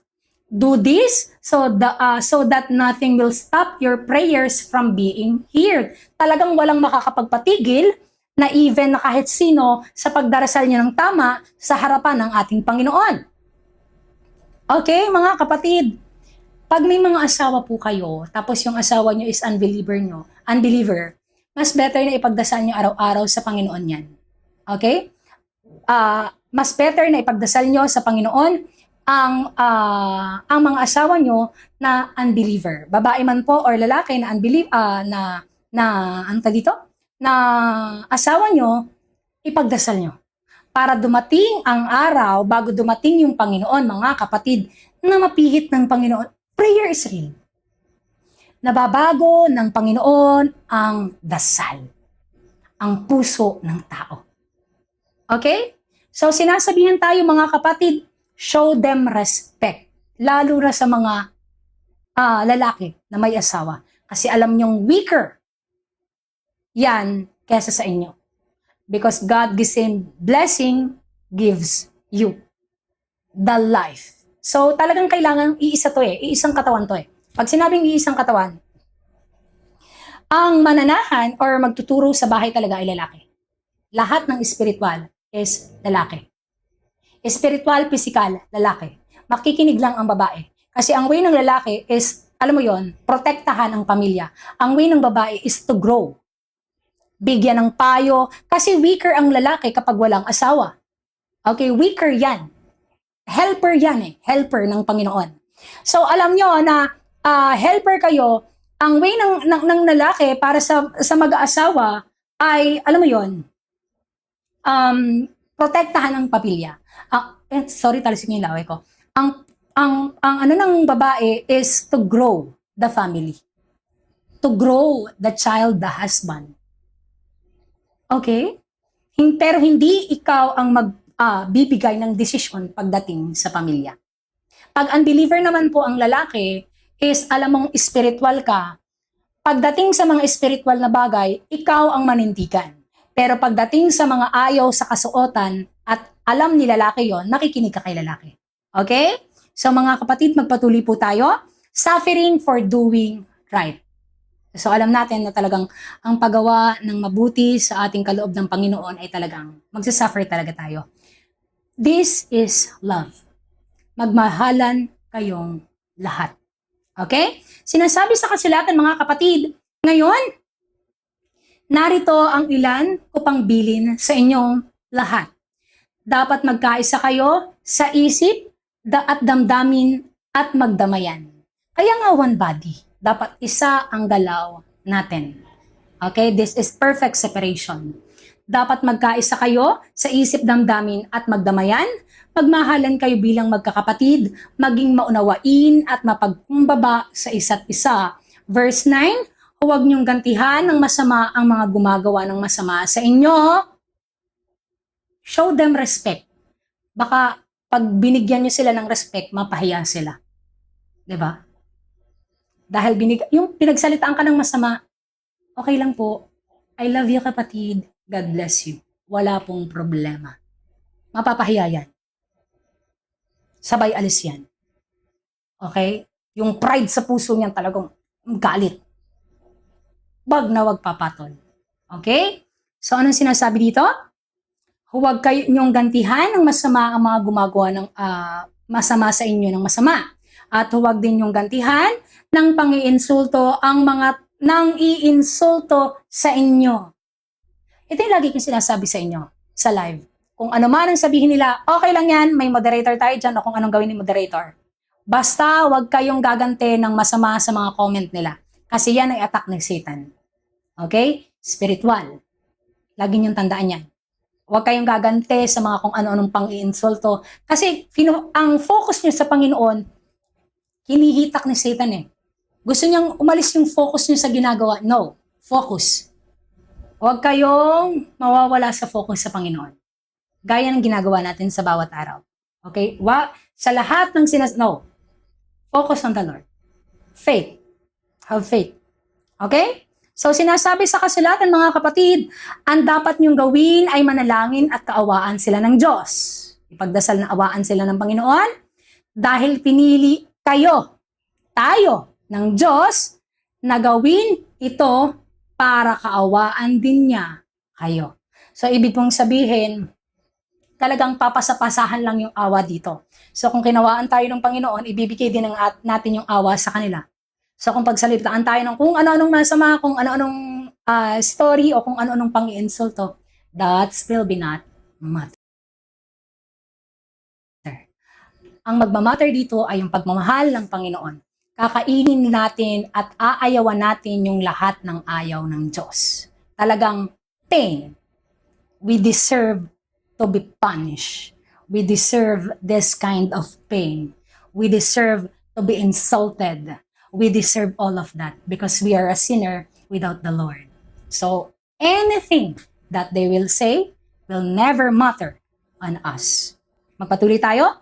Sapagkat sinasabi, 1 Peter chapter 3, verse 10, sapagkat sinasabi sa kasulatan, mga kapatid, ang sino mang nagnanais ng maligaya at masaganang pamumuhay ay hindi dapat magsalita ng masama at kasinungalingan. Kung hindi ka nakakaranas ng masaya, peaceful, ganyang buhay, alam mo na kung bakit hindi ka nakakaranas niyan. Kasi puro ka kasinungalingan, puro ka kasamaan sa iyong buhay. Kaya hindi mo ma-enjoy ang maligayang pamumuhay sa mundong to. Verse 11 po. Magpatuloy tayo. Stop.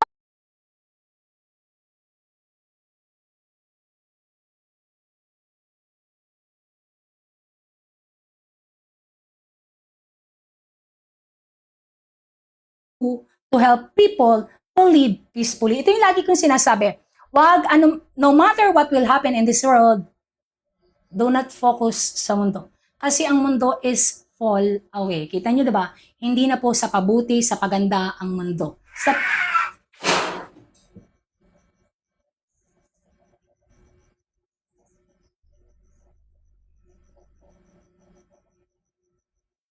Wait lang po, may pusa. Baka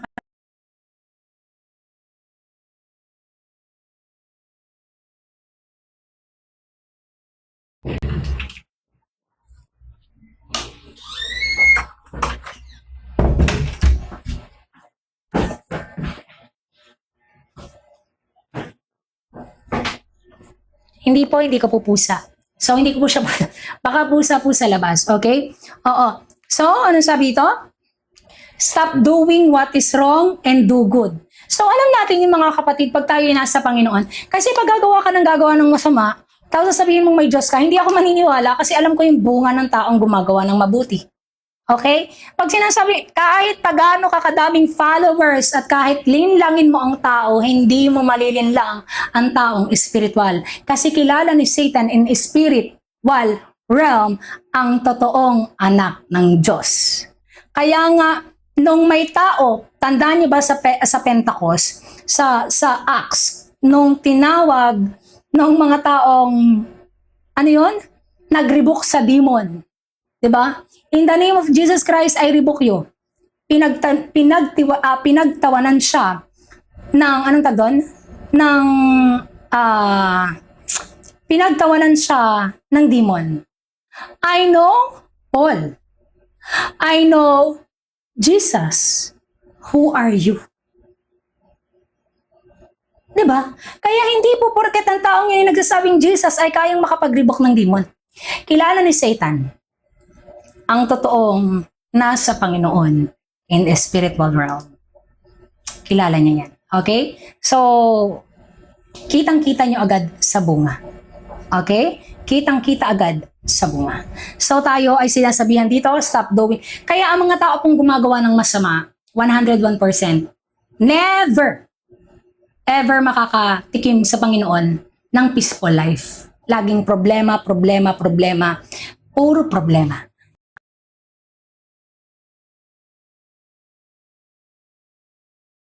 Kaya ganyan po ang ugali nila.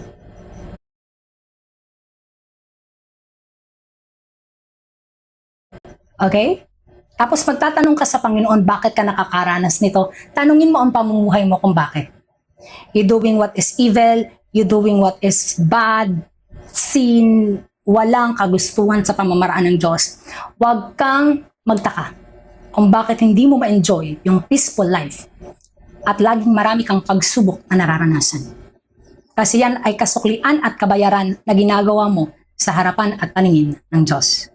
Okay? Sinasabihan tayo mga kapatid, verse 12, the Lord watches over those who do what is right, and He listens to their prayers. But He is against to those who do evil. So ang Panginoon daw po mga kapatid ay nakatingin sa mga taong gumagawa ng tama at galit sa gumagawa ng masama. Amen? Mag-focus ka sa iyong sarili, hindi sa ibang tao. Kaya nga ang mundo ay walang kabatasan. Tingnan nyo, di ba?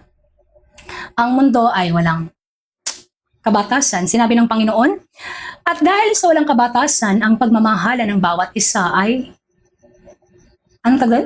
Ang pagmamahala ng bawat isa ay manlalamig. But who shall endure, He is coming.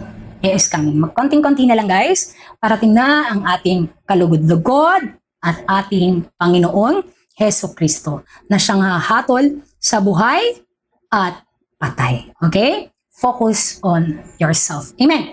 So, anong verse na tayo? Verse 13. So, mga kapatid, magpatuloy po tayo. Anong sabi ito? Sino ang gagawa ng masama sa inyo kung laging mabuti ang ginagawa nyo? Verse 14. Pero kung usigin kayo dahil sa kabutihang ginagawa nyo, mapalad kayo. Huwag kayong matakot o mag-alala sa anumang gawin nila sa inyo. Alalahanin nyo na si Kristo ang dapat nyong parangalan at sundin. Dapat lagi kayong handa na magpaliwanag sa sinumang magtanong tungkol sa pag-asa sa inyo. Kung bakit tayo may faith na ganito katatag. Diba? Kung bakit ganito katatag ang ating pananampalataya sa Panginoon. So dito sinasabihan tayo mga kapatid na kung ano man ang maranasan nyo sa pagsasabi ng salita ng Diyos, o sigin man kayo ng mga parasi, modern parasi, pagsalitaan man kayo, gawan kayo ng kung ano-anong istorya, it will never be matter. Pag sinabing you are slave for what is good, hindi magmamatter ang pamamaraan at kagustuhan mong buhay. Masira man yan, it's okay. Yan ang kaloob ng Panginoon, mga kapatid. Kaya kung inuusid tayo, dahil sa kabutihang ginagawa natin para itama ang pamumuhay ng tao, pararangalan kayo ng Diyos. Alalahanin nyo na ang Panginoong Jesucristo lamang ang dapat nating sundin. Okay? Hindi tao. No. Panginoong Diyos, Jesucristo lamang. Kasi tinatama niya ang lahat ng mali. Dapat lagi kayong handang magpaliwanag sa sino mang magtanong tungkol sa pag-asam na meron tayo. Faith. Diba? Paano tayo naging ganito ka-unshakable?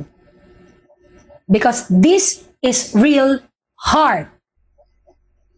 Verse 16. At maging mahinahon at magalang kayo sa inyong pagsagot. Tiyakin ninyong laging malinis ang inyong konsensya para mapahiya ang mga taong minamasama ang mabubuti niyong gawa bilang tagasunod ni Kristo. Ito nga ang sinasabi sa atin ng Panginoon. Hayaan niyo kayong pagsalitaan ng kung ano-ano, suklian niyo ng pagmamahal. Kasi sa mundong to walang pagmamahal. Mga kapatid, tingnan nyo, sa mundo, lumabang ka ng masama, lalabanan ka ng masama, gigilan. Ganyan si Satan. So pinakitaan tayo ng Panginoon kung kung ano ang tamang paglaban. Love. Pagsalitaan kayo ng masama, mahalin mo. Mahalin mo. Huwag kang magsalita ng masama, huwag kang lumaban, mahalin mo. Tingnan nyo, mapapahiya yan. Mapapahiya yan. Okay? Kaya tayo sinasabi yan. Laging malinis ang konsensya. Pure. Hindi double-minded. Kasi kung totoong na-receive mong spirito ng Panginoon, never ever magiging double-minded yan. Okay? Laging sa kagustuhan, pamamaraan, pagmamahal, pagtatama, pagrerespeto ng Panginoong Hesukristo. Kasi kung hindi yan tama, hindi yan sa Diyos. Pag hindi yan tama, ang lahat ng selfish ambition, selfish desire, evil, wickedness, ay nanggagaling sa kasamaan ng iyong puso, hindi sa Panginoon. Di ba? Kasi ang tamang pamamaraan ng pagbabasto ng Diyos ay pagdidisiplina. Kung ayaw mong tumanggap ng disiplina, hindi ka sa Diyos. Amen? Verse 16, mga kapatid. Kaya nga ganito na lang ako kaya ganito ako gustong patigilin ni Satan. Gusto niya akong patigilin para dito. Kaya kita mo. Okay, gano'n na lang nag-trending si Miss Tina. Kasi nga, hinahayaan ko. Hinahayaan ko lang. Okay lang yan. God is always in control. He want me to suffer to humble me always. So, ayos lang yan. God is always in control. Okay? So, hayaan mong ibigay ang iyong pag-asa sa Panginoon. Kasi ibibigay niya ang nararapat sa bawat isa. Verse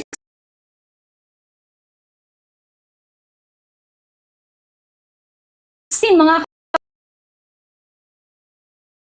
minamasama ang mabubuti niyong gawa bilang tagasunod ni Kristo.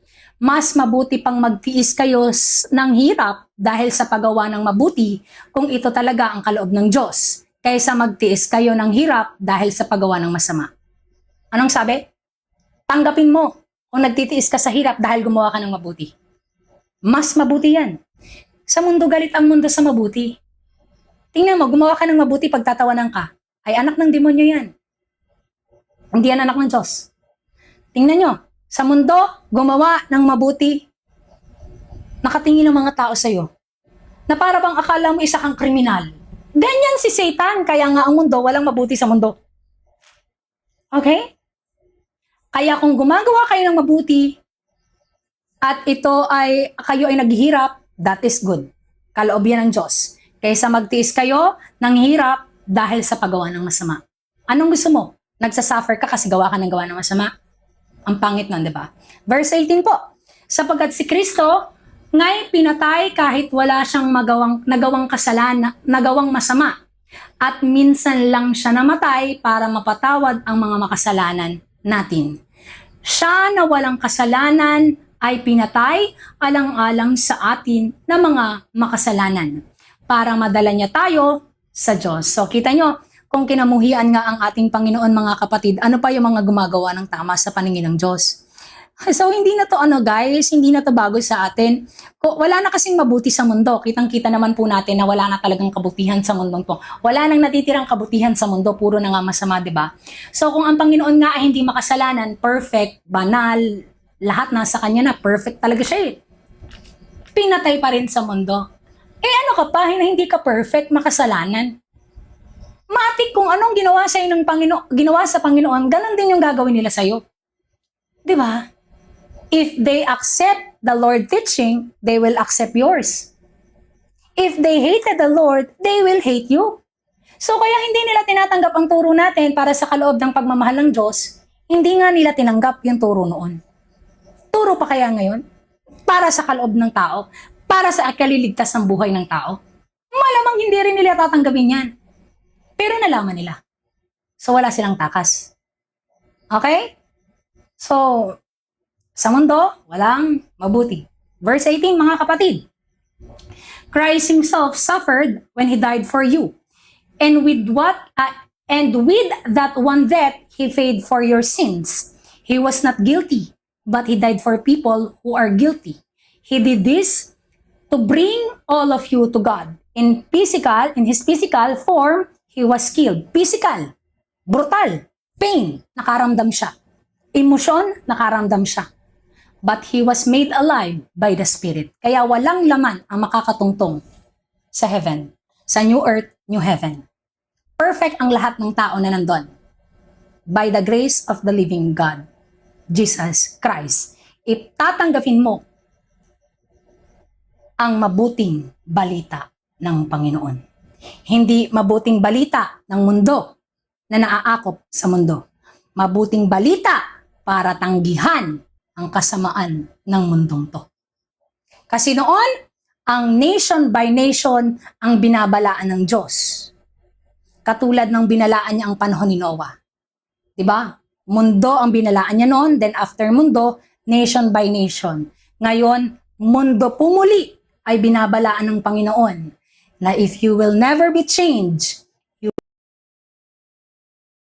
will be like the wife of Lot. For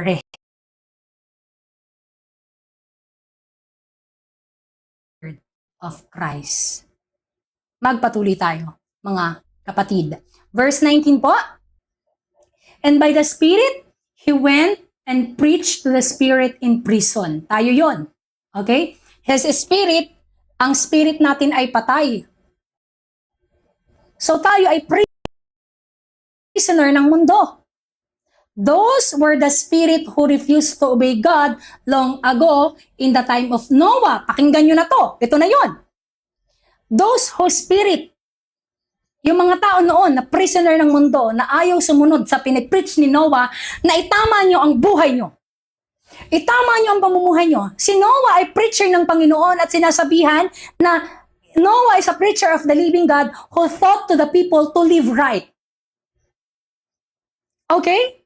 And those spirit who refused to obey God long ago in the same time of Noah, God was waiting patiently for people while Noah was building the big boat. 100 years, pokpok, preach, pokpok, preach, pokpok, preach. 100 years, binigyan ng awa ang panahon ni Noah. But, only few, 8 in all. Kita nyo ha? Only 8. When we say only 8, walang tumanggap, ayaw. Pinagtatawanan nga si Noah, slandermakers nga. 2 Peter chapter 2, 3. The same in the time of Noah, Matthew 24, is the same of this generation. Gulantang. OMG. Gulantang. When we say the same, in the time of Noah, also the same this generation, the Son of Man. Few ang maliligtas. Biblia na ang naimik. Biblia na ang nasalita. Ayaw pa rin maniwala. Biblia na ang umiimik sa kanila. Diyos na ang umiimik sa kanila.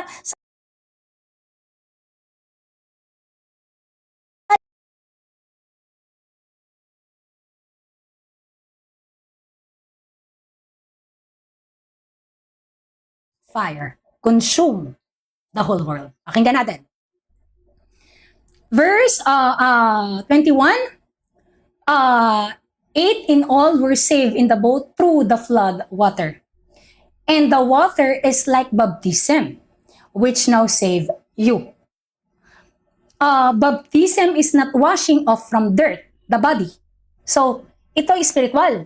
Kaya nga sinabi ni John the Baptizer, I baptize you by water, but the one who will come to me after me, he will baptize you in the Spirit and fire. So this is spiritual. Kailangan linisin ng Diyos ang iyong isip at puso. Hindi yung ginawa ni John the Baptizer. Hindi yan magliligtas sa iyo kasi yun ay way lang ng Panginoon para sa preparation ni Jesus. At ang preparation ni John the Baptizer ngayon ang tinutulad ng tao na hindi kaya makapagpabago sa isipan at puso ng mga tao kung paano mamuhay ng tama. Babaguhin ng tao, para pakinggan ang salita ng Diyos, para releasin ng konsensya, isip at puso at mamuhay ng tama sa Panginoon. He will baptize you by the Spirit and fire. Sinasabi sa kasulatan, mga kapatid, baptism is not washing of dirt from the body. It is asking God for clean a conscience. 1 Peter chapter 3 verse 21. Baptism of water in a spiritual realm to cleanse your conscience, konsensya, isip. Itama ito, itatama yan. It save you sa mga tumanggap. Because Jesus Christ was raised from death. Verse 22, now, He has gone into heaven. He is at the right side and the rules over the angels, authorities, and power. So, ibig sabihin talagang it is the kingdom of God. Nagwo-work ang Panginoon, nagwo-work ang mga anghel, lumalaban, agawan ng buhay. Okay? This is battling the souls of the people. Mga kapatid, maraming salamat po sa pakikisama muli sa atin sa ngayong gabi. Nagpapasalamat po ako sa inyo, sa Panginoon, sa pagiging matatag nyo sa bawat araw. Handa po akong pagsilbihan kayo hanggang sa makabalik ang Panginoon at tayo ay makauwi na at makaalis na sa masamang mundong ito. Dito po muli matatapos ang ating talakayan para alamin ang kaloob, pagmamahal ng ating Panginoon para hindi tayo mapahamak. Kasi dito pa lang, kailangan tayong malinis. Dito pa lang, pag kinuha tayo ng Diyos, kailangang tama ang ating pamumuhay. Sinabi nga ng Panginoon sa Luke, na kanyang salita, truly I say to you, there is something people here will not taste death until they seek and find the kingdom of God. Maraming salamat po. Verse Luke chapter 17, the kingdom of God will not come here, go down here, up there, or come to everywhere. Because the kingdom of God is inside of you. Maraming salamat po. Isang mapagpalang gabi po muli sa atin mga kapatid. Sa bukas tayo po ay mga kapatid, pwede po bang 8 tayo tomorrow? So, siguro 8 p.m. po tayo bukas ha. Maglalaba lang ako, si Miss Tina ay bukas guys. So, baka medyo hapunin ako or alam mo yon. So, opo. So, baka maglaba ako tomorrow. So, baka lang hapunin at mapaidlip ako. So, baka 8 p.m. na tayo makapag-live tomorrow. Okay? Maraming isang salamat po at isang mapagpalang gabi po sa ating lahat. So, bago po tayo magpahinga, matulog, ay tayo po ay magpasalamat sa ating napakabuting Diyos sapagkat nalalaman natin to at tayo ay nalilihis ngayon sa kasamaang nangyayari ng mundo. Okay? Pag sinabing nalilihis, hindi na tayo dadaan sa two-way na ginagalawan ng taong makamundo. When we say makamundo, we are in the world, but we do not walk like the people of this world. We focus one way, the way of the Lord. Okay? Amen po. Maraming salamat po, Ma'am Kathleen. At tayo po ay magpasalamat na sa ating Panginoon. Let's start to pray po. Magdasal tayo.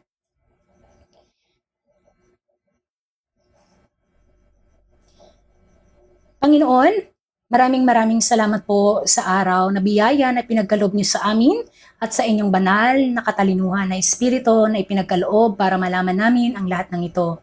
Ang lahat ng ito, Panginoon, ay dahil sa inyong pagmamahal, awa sa lahat ng tao. Ito po ay walang kabuluhan kung wala kayo, Panginoon. Kung wala kayo, kami po ay useless, Panginoon. At pagpapasalamat po namin ito sa inyong pangalan, Panginoong Hesukristo ng Nazaret, na siyang nagbigay buhay, pagmamahal, awa sa lahat ng tao. So ang isang katulad ko, Panginoon, ay useless, Panginoon, without you. Kaya kayo lamang ang siyang itataas at hindi pangalan ko o pangalan ng ibang tao, Panginoon. Kayo lamang ang dapat pinasasalamatan ng mga tao at hindi ibang tao, Panginoon. Maraming salamat po. Ang pagpapahalaga po namin sa inyong pagmamahal, Panginoon, ang pagpapahalaga po namin sa inyong kagustuhan, Panginoon, ay nakatatak ngayon sa aming mga konsensya, sa aming mga puso. Dahil ito ay pagpapatunay lamang, Panginoon, na napakahalaga ng pagmamahal nyo sa lahat ng tao. Panginoong Hesukristo, dakilang Diyos, aming tagapagligtas, maraming salamat po sapagkat bumaba kayo para ipabatid ang inyong salita, ipabasa at unawa sa amin dahil ito ay gabay. Ito ay siyang ilaw sa aming mga paa. Nagpapasalamat kami, dakilang Diyos, sa lahat ng pagmamahal na ipinagkakalob niyo sa amin. Sa lahat ng hirap, pighati na nararanasan namin, Panginoon, ipagpapasalamat namin. Sapagkat itong hirap na nararanasan namin ay tunay lamang na pagdidisiplina sa aming Panginoon. At tunay lamang na kayo'y tapat sa inyong mga anak sapagkat gusto niyong itama ang bawat isa. Panginoong Hesukristo, aming dakilang Diyos, kaawaan niyo po ang mga tao dito sapagkat hindi po nila alam, Panginoon, ang kanilang ginagawa. Pero handa po kami, Panginoon, na magsilbi sa inyo sa bawat araw hanggang mapulfill ang propesiya niyo, Panginoon, at ma-fulfill ang nilalaman ng bawat puso ng tao. Maraming salamat po.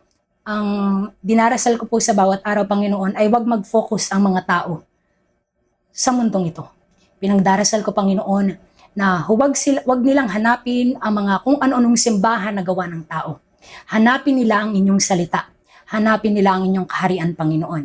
Yun po ang pinagdarasal ko, na ang gawa ng tao ay lilipas, pero ang gawa niyo, Panginoon, ang inyong kaharian, ang inyong kingdom, ang siyang dapat saliksikin ng mga tao sa mundong ito. Nawa, Panginoon, ang mga taong tumutulong ay wag nang ibigay sa mga simbahan na mga nagkakameron lamang ng kasakiman dahil ngayon. Ibigay na lang nilamang ito sa mga taong mas nangangailangan, Panginoon. Sa mga taong naghihirap sa lansangan, sa mga taong walang makain, sa mga hayop na pinabayaan, sa mga hayop na walang tirahan, mas mabuti pang ipakain nila ito, Panginoon, ibigay ang biyaya sa kanila. Kaysa sa mga simbahan, ng mga taong naging sakim at naging greed, na walang ibang ginawa kundi magpayaman. Kaawaan niyo sila, Panginoon.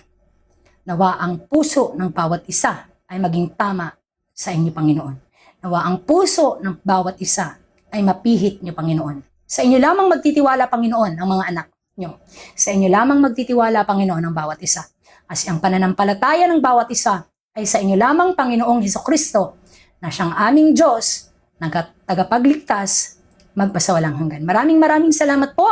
In the name of the Father, the Son, and the Holy Spirit, one truly living God. Maraming salamat po.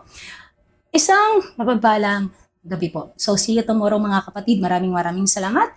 At magbasa po ha, laging magbasa ng salita ng Diyos. Dapat po ay may personal seeking kayo always sa ating Panginoong Hesukristo. Amen?